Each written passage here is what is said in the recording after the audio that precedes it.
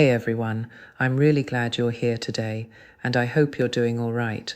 Something pretty significant just unfolded in the world of Social Security and disability benefits, and a lot of people still haven't heard the full story. The Trump administration has officially backed away from a major policy shift, one that could have completely changed the way older workers qualify for disability programs. And the effects would have been massive, genuinely life-altering for hundreds of thousands of people. What's even more surprising is the reason this plan was dropped and what it signals for the future. There's a twist in all of this that most people haven't heard yet, and we'll get to that in a bit. So stick with me, because knowing how this works can really help you protect yourself and the people you care about. Before we dive in, let me ask you something straightforward. Do you think disability benefits should take age into consideration or not? Just your personal opinion, no right or wrong answer. Drop your thoughts in the comments. I'd love to see where everyone stands. All right, let's break down what actually happened. This whole situation started quietly. Behind the scenes, the Social Security Administration had been working on a new rule that would have fundamentally changed how disability claims are evaluated, and I mean changed in a way that would fall especially hard on older workers. The idea was to reduce or even eliminate the role age plays when deciding whether someone qualifies for SSDI or SSI. If you've ever heard someone say once you hit 50 or 55, it's harder to retrain or switch careers, that's exactly the protection this rule was targeting. Age matters because the system acknowledges what most of us already know from real life. When you've spent decades doing physically demanding work, construction, caregiving, manufacturing, mining, and your body finally gives out, jumping into a completely different kind of job isn't simple. It's not just learning new skills, it's whether your health, stamina, and cognitive ability can realistically keep up. That's why, for decades, age has been part of the disability formula. Removing it would have changed everything. Here's where it gets more interesting. This wasn't a brand new idea. Versions of this proposal have been floating around since Trump's earlier term, and it kept resurfacing inside government discussions. The administration's argument was that the disability system needed to be modernized, made more efficient, and aligned with updated job data. And to be fair, part of that argument is valid. The job listings Social Security currently uses are extremely outdated. Some still include roles like nut sorter or telephone quotation clerk, jobs that basically don't exist anymore.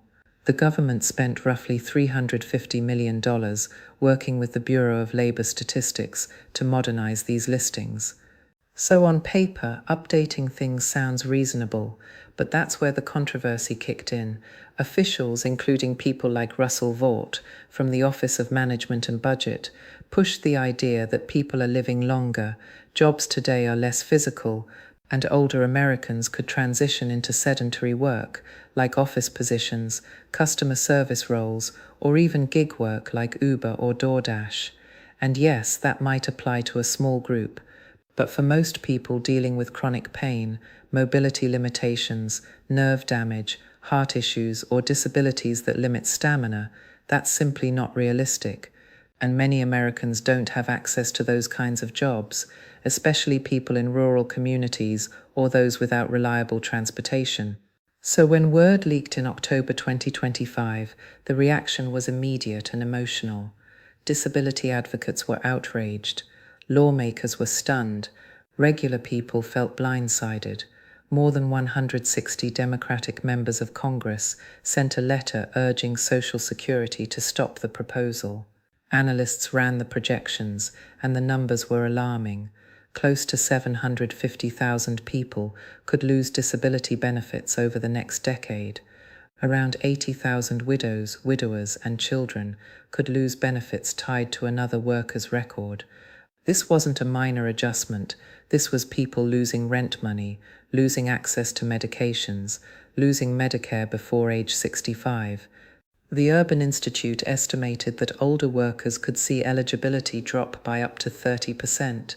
Imagine 1/3 of people suddenly being told, you don't qualify anymore, and disability benefits aren't handouts. They're tied to years of work, health issues, and personal struggles. For countless Americans, SSDI is the only thing preventing total financial collapse.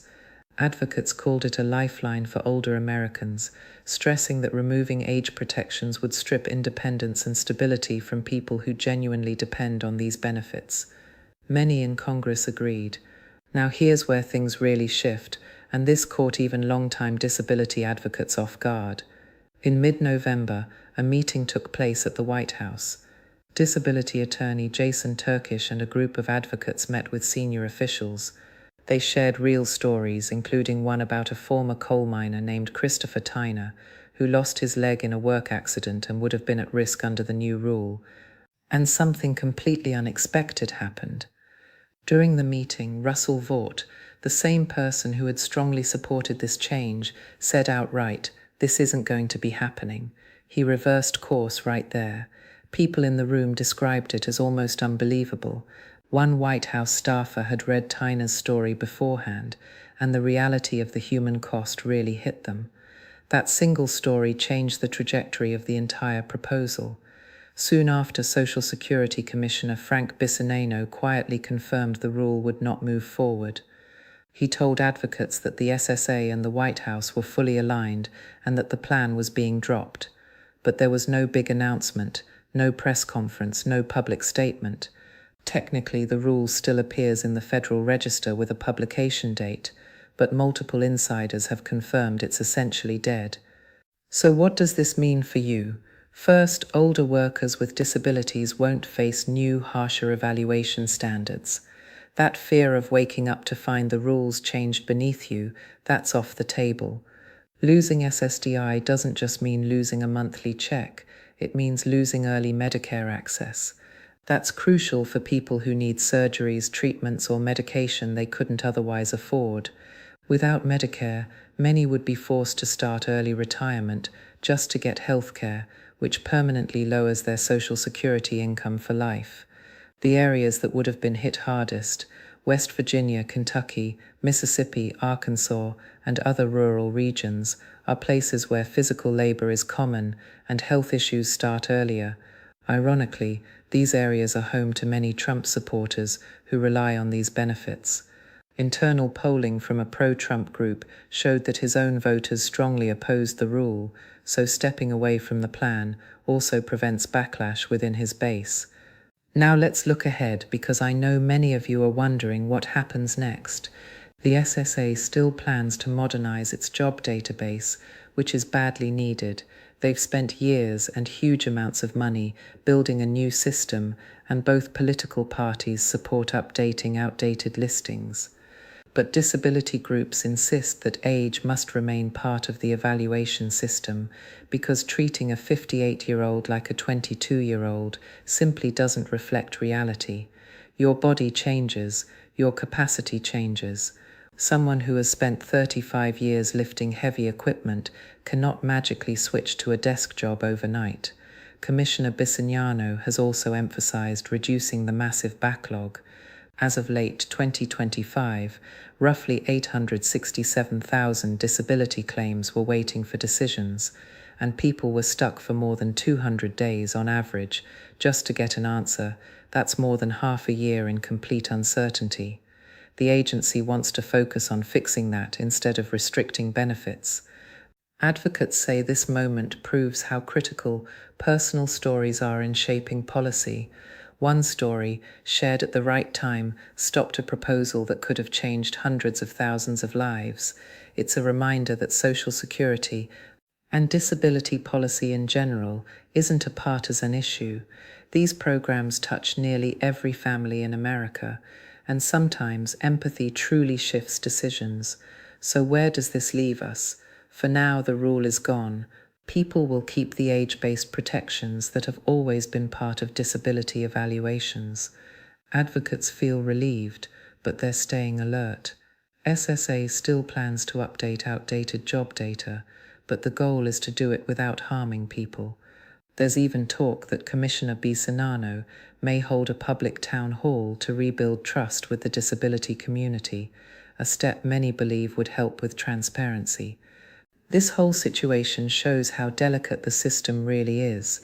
It reminds us that understanding how these rules work helps you protect yourself when changes start appearing, and it proves that raising your voice matters. This reversal didn't happen quietly because someone changed their mind.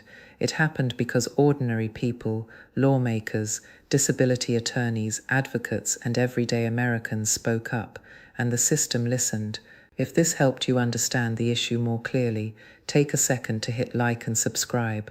It really keeps this community going, and feel free to share this with someone who might need it today. Thanks for watching. Take care of yourself, and I'll see you soon.